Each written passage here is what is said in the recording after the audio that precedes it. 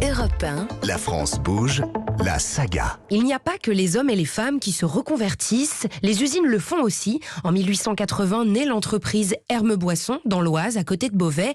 À l'époque, c'était une ferme laitière. Elle connaît un développement important, son lait pasteurisé est reconnu dans toute la France.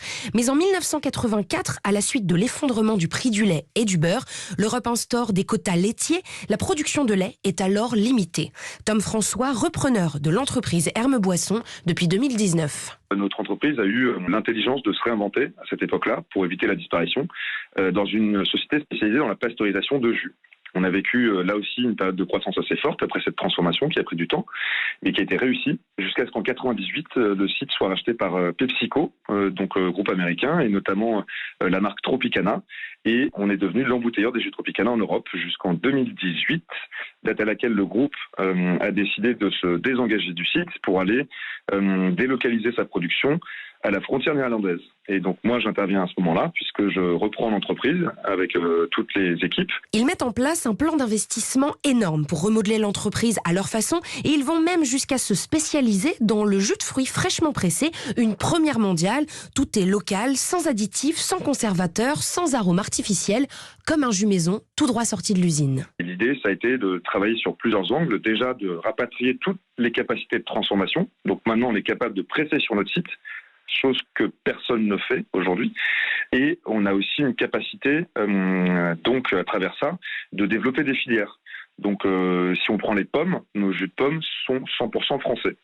L'autre aspect, c'est que en pressant des fruits, on génère aussi des déchets, ce qu'on appelle des coproduits.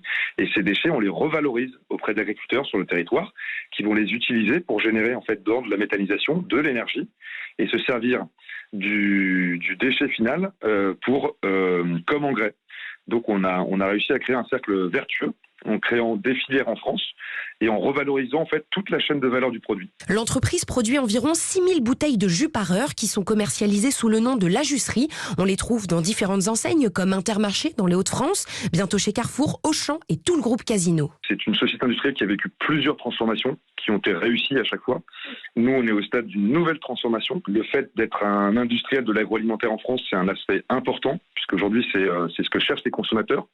Nous aussi, on fait preuve de la transparence la plus totale, puisqu'on accueille des consommateurs directement sur notre site pour montrer notre méthode de fabrication.